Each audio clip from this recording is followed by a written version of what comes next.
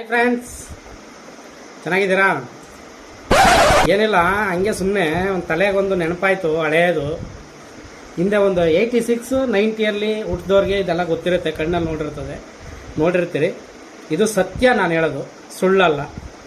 But ಇದು ಸಿಲ್ಲಿಯಾಗಿ ಕಾಣಿಸ್ಬೋದು ಕೆಲವ್ರಿಗೆ serious ಆಗಿ ಕಾಣಿಸ್ಬೋದು, ಕೆಲವರು ತಮಾಷೆಯಾಗಿ ತಗೋಬೋದು. ಏನಂದರೆ ಅವಾಗ ಹಿಂದೆ ಒಂದು ಊರು ಅಂತ ಇಟ್ಕೊಳ್ಳಿ, ಒಂದು ಹಳ್ಳಿಯಲ್ಲಿ ಯಾರಾದರೂ ತೀರ್ಕೊಂಡ್ರೆ ಆ ಊರು, ಆ ಸಂಬಂಧಿಕರು, ಅವ್ರ ನೆಂಟರಿಷ್ಟರು, ಅವ್ರ ಮನೆಯವರು, ಅವ್ರ ಬಂಧು ಬಳಗ ಪಿಯ ಪಿಸ್ಕೆ ಪ್ರತಿಯೊಬ್ಬರೂ ಬಂದು ಒಂದು ತೊಟ್ಟು ಕಣ್ಣೀರು ಹಾಕೋರು. ಹೆಂಗೆ ಹಾಕೋರು? ಅಯ್ಯೋ ಪಾಪ ಹೋಗ್ಬಿಟ್ಟು ನಾನು, ಅದು ಸ್ಟೈಲಿ ತೊಳಕ್ಕೆ, ಅಯ್ಯೋ ನನ್ನ ಆಪುನೇ ಹೋಗ್ಬಿಟ್ಟಲ್ಲೋ, ಅಯ್ಯೋ ನನ್ನ ಆಗನೇ ಹೋಗ್ಬಿಟ್ಟಲ್ಲೋ. ಇದೊಂದು ರೀಸನ್, ಇದೊಂಥರ ರಿದಮಿಕ್ ಆಗಿತ್ತು.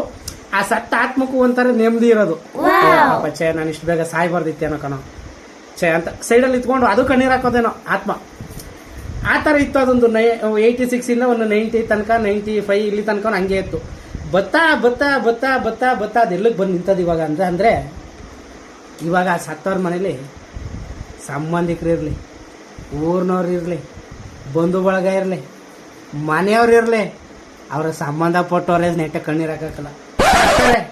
ಯಾಕೆ? ಜನಗಳು ನೋಡಲಿ ಅಂತ. ಅದು ಎಷ್ಟರ ಮಟ್ಟಿಗೆ ಅದಕ್ಕೊಂದು ರಿದಮಿಕ್ ಅದೇ, ತೋರಿಸಿ ನೋಡ್ಕೊಳ್ಳಿ.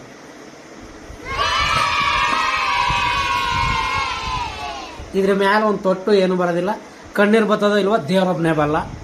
ಇನ್ನು ಅಳ್ತಾರೋ ಬಿಡ್ತಾರೋ ಅದು ದೇವ್ರಿಗೆ ಬಲ್ಲ. ಆ ಸೈಡಲ್ಲಿ ನಿಂತಿದ್ದು ಆತ್ಮ ಅನ್ಕೋಬೇಕು, ಈ ಬಡ್ಡಿ ಹಾಕೊಳ್ತಾವಿಂದ ಬದುಕೋದ್ಕಿಂತ ಸತ್ತಿದ್ದ ಮೇಲೂ ಅಂತ. ಇದೆಷ್ಟು ಸತ್ಯ ಎಷ್ಟು ಸುಳ್ಳು ಅಬ್ಸರ್ವ್ ಮಾಡಿ. ಕರೆಕ್ಟಾಗಿ ನಾನು ಹೇಳಿರೋ ಸತ್ಯ ಎಷ್ಟದೆ ಸುಳ್ಳು ಎಷ್ಟದೆ ನೀವೇ ಹೇಳಿ ಫ್ರೆಂಡ್ಸ್, ನೋಡೋಣ. Thank you.